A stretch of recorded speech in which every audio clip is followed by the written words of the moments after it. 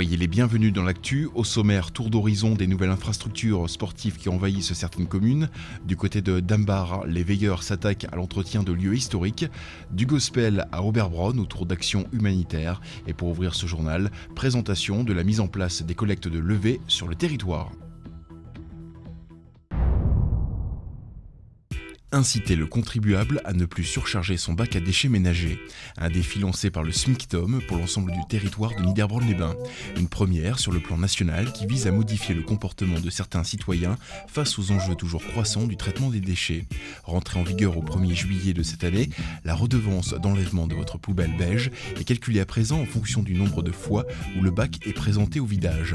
Un comptage au levé qui modifie le mode de facturation et le coût du service. Du coup, dans certains foyers, on s'inquiète et on s'interroge sur l'avenir. Et du côté du SMICTOM, on contre-attaque et on se justifie sur ce nouveau mode de collecte autour de réunions publiques. Pour la communauté de communes du pays de Niederbronn, on nous dit qu'il faut réduire les déchets de chaque concitoyen de 5 kg donc par personne. C'est un début. Et je crois que nous, on a pensé qu'il ne fallait pas attendre. En 2008, plus de 32 000 tonnes de déchets ont été enfouis au centre de stockage de Witzenbar. Au final, cette masse coûte cher au SMICTOM, qui avec la redevance incitative tournée sur le tri, pense avoir trouvé la solution.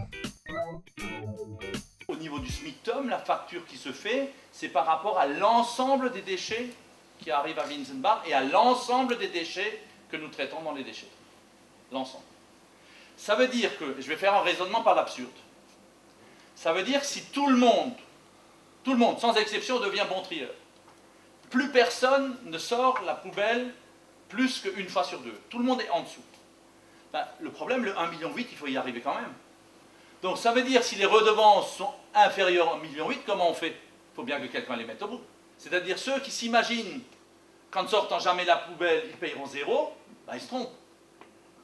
C'est ce que je vous ai expliqué tout à l'heure avec la part fixe et la part variable. C'est-à-dire, en dessous de 9 levées par semestre, c'est pas la peine. Et du côté de la facture, attendue courant janvier pour la période du 1er juillet au 31 décembre, ce qui risque de déranger, c'est la hausse du prix qui sera calculée en fonction des levées. Petite explication avec ce graphisme. Les redevances incitatives qui existent aujourd'hui, il y en a deux types. Il y a le type de la levée et le type de la pesée. Le type de la pesée, alors tout le monde dit la pesée c'est le plus juste. Oui, c'est le plus juste si tout le monde joue le jeu. Le problème, allez voir à Ribeauvillé. Et regardez voir à 4h du matin ce qui se passe à Ribeauvillé. Avec tous les gens qui mettent la poubelle, les déchets chez la poubelle du voisin. Et donc, on facture à des gens. Bon. Alors ça, on ne le voulait pas. Vous voulez inciter les gens à faire un effort en les taxant. Voilà, exactement. C'est bien ça. Je les ai incités. C'est un peu ça. En taxant ceux qui font moins d'efforts. Donc pour moi c'est une conception un petit peu de l'équité ou de la justice qui n'est pas... Il faudrait plutôt remercier, gratifier ceux qui font de l'effort. Exactement. Plutôt que d'augmenter à tout le monde. À première vue, les prises de position sur la collecte des levées promettent d'être longues. Néanmoins, une réelle prise de conscience de chacun paraît aujourd'hui incontournable au vu de certains indicateurs.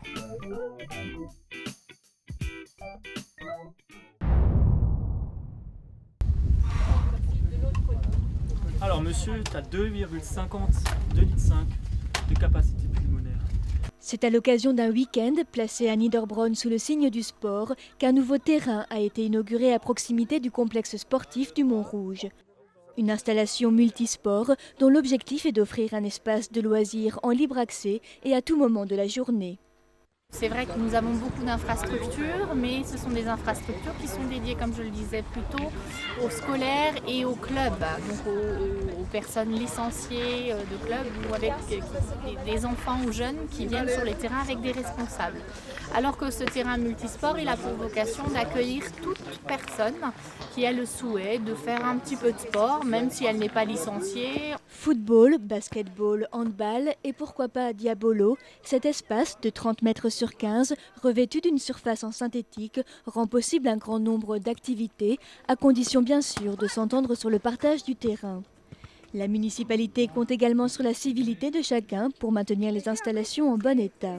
Nous avons fait tout un travail en amont auprès des scolaires et des collégiens notamment, en lien avec l'entreprise qui a construit le terrain multisport pour que ces enfants et jeunes s'approprient vraiment le terrain et aient conscience de l'importance à apporter au respect de la structure qui est proposée.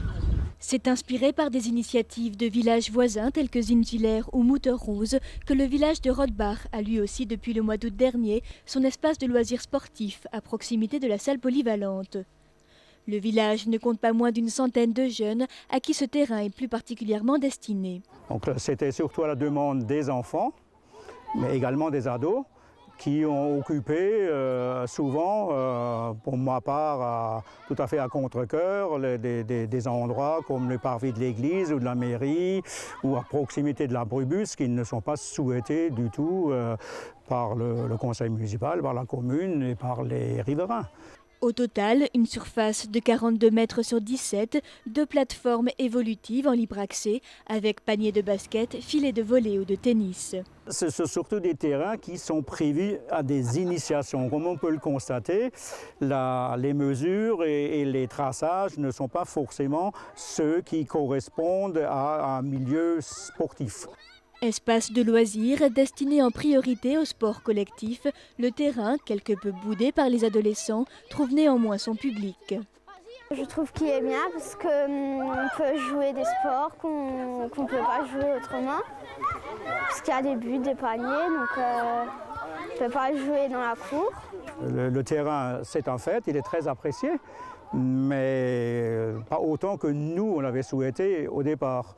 Par contre, le mercredi, le week-end, on constate quand même qu'on a fait quelque chose de très positif.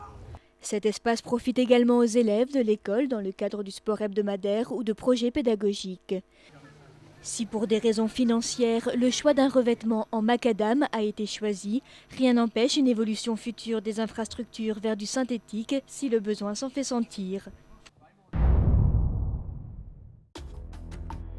Le parc régional des Vosges du Nord regorge de nombreuses ruines inscrites aux monuments historiques. Un trésor patrimonial qui oblige régulièrement les pouvoirs publics et certains particuliers à intervenir dans des opérations d'entretien. C'est le cas du château de Hohenfels, situé à 1 km à l'ouest de Nembach. Début octobre, une quinzaine de bénévoles se sont retrouvés en ces lieux pour une journée de débroussaillage. Plus connus sous le nom de veilleurs, ces hommes et femmes se sont donnés pour mission, 2 à 3 fois par an, la préservation de ces sites chargés d'histoire. C'est là qu'on se met en abri. Les veilleurs sont des personnes qui travaillent à leur temps perdu sur les différents châteaux d'Alsace et puis qui se regroupent quelques journées par an pour des opérations un petit peu plus fortes et concertées au niveau de la végétation.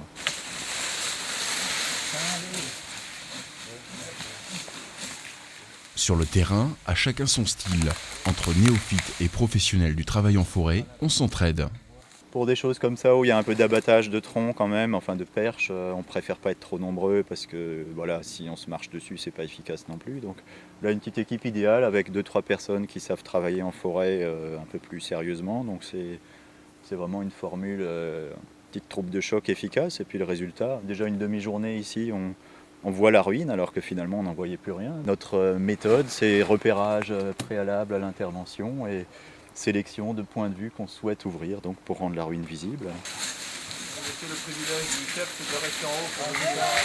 Du côté de certains acteurs du chantier, on y trouve même un certain plaisir à la chose.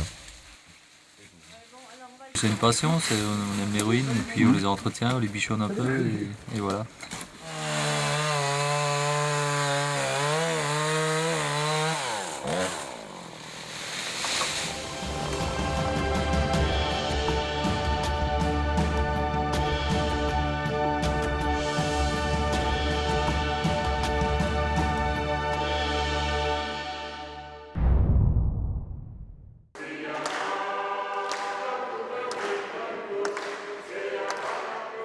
Pasteur d'origine togolaise, c'est tout naturellement que Frédéric Setozzo est venu soutenir l'association née au cœur de la communauté de paroisse de la Zinzelle du Nord, les Petits Ponts vers le Togo. Merci à vous tous de nous soutenir dans nos actions.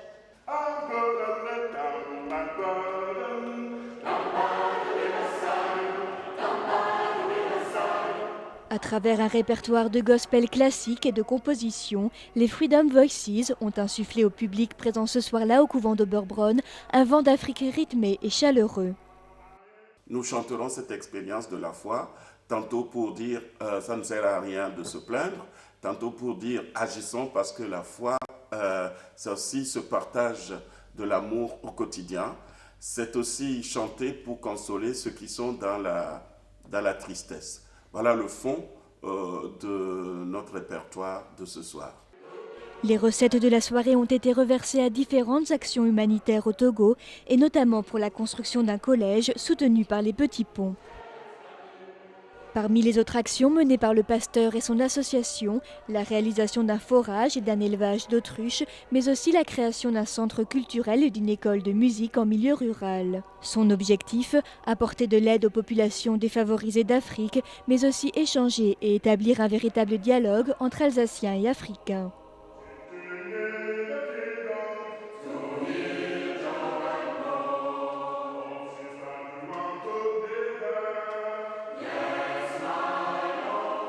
Cet échange avec le Togo, ça nous permet, nous Alsaciens, de découvrir les réalités africaines, parce qu'en dimension de foi dans le vécu quotidien, l'Afrique a beaucoup de choses. Alors là, c'est certain à apporter à nous autres qui sommes tout le temps, excusez-moi, nous nous plaignons trop ici.